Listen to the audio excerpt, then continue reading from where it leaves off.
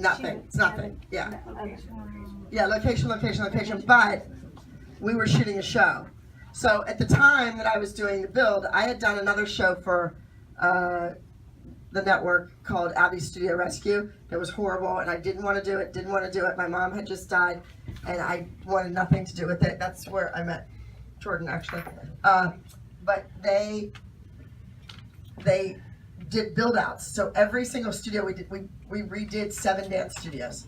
And every one of the studios, my friends, my connection, let's say, not friends, my connection with the flooring company that I had used in Pittsburgh, it's Stage Step, they're in Philadelphia, that's where they're from. They actually flew out to LA and did my floors themselves, the 2 owners. They laid them by hand themselves. Everything was done because I was doing a trade out. So I thought the network would thank them at the end of the show when you see it, and it says special thanks to, the city of, when they film movies. That's what was supposed to happen. And they were also, we shot film of the guys laying the floors. Mackenzie ran in and laid on the floor and hiked it. And it was all funny, it was all cute. They did none of it. So I paid $79,000 for the floors in a building I don't own. After I already built a building in Pittsburgh, and my building was fine. The shooting there was great, the upstairs mezzanine, it was all good. But they had us rehearsing in LA in these horrible studios. The floors were bad, our knees were killing us, our feet hurt, Gianna was dying. I was like, I just have to open here. So I did, and I thought, we'll all have 20 of the best students from every studio in town are gonna quit their studios and they're gonna come running to me to be the next Maddie, and life will be good. I need 400 kids paying $200 a month, and it'll break even, and see how bad businesswoman I am. I'm trying to break even, and then my TV show money that I get as a salary will go into my savings. We'll be good. Well, that's not what happened. No. I got fans, and they came for a month and quit, and then started soccer. And I'm in a very, very, very Jewish community, and LA period is very Jewish and very religious, and they don't come. They have more days off of school than they have in school. So that's what it was. So that was a great question. You weren't probably looking for that whole big long answer. But, and that's when the trouble started with the girls. I'll be honest. That's when the trouble started, was moving to LA.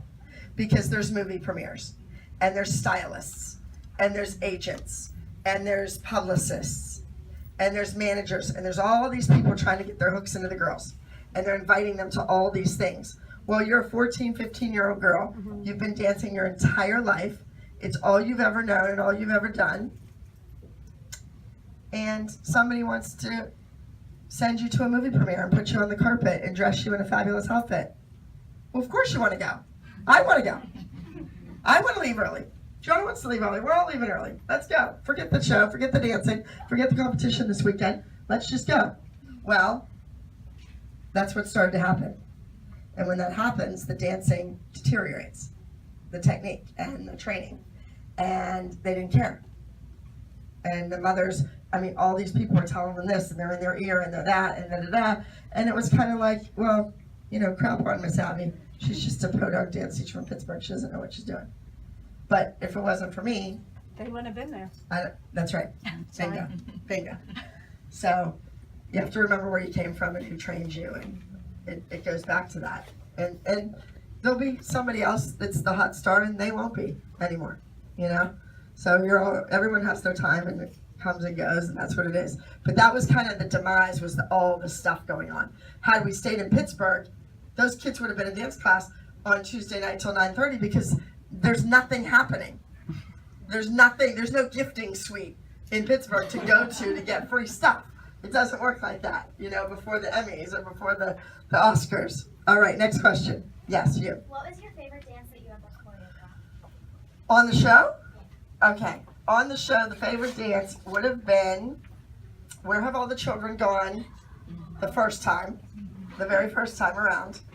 Although, secret, I really choreographed that in my studio before with the boy as the voice and other girls, and it was a really good number, and it won a lot. So when it was time on the show, and I brought that up to the producers, and I pitched that, because I pitched all the ideas for every good number to the producers, but I don't get a creative credit, which we'll get to later.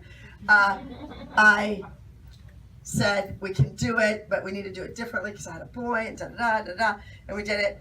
We reached out to the author of the music and we got the real music. He gave us permission to use it, so we used it. And then my second favorite would be the last text because I just love it, and I think shame on Lifetime because they should have used it for a public service announcement and had it on all of their networks playing all the time and paid me residual for it.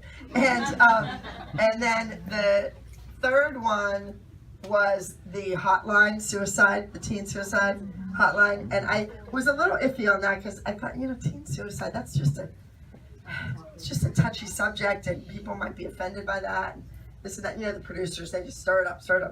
So I thought, how can we do it? So we just made it about the hotline, more about the phone and the calling in. That hotline had over 2,000 calls after the show aired. Every single thing about them, like their internet, their social media, everything has grown. It's tripled since our show. So I think that was a great thing and it worked out, a great way. Next question.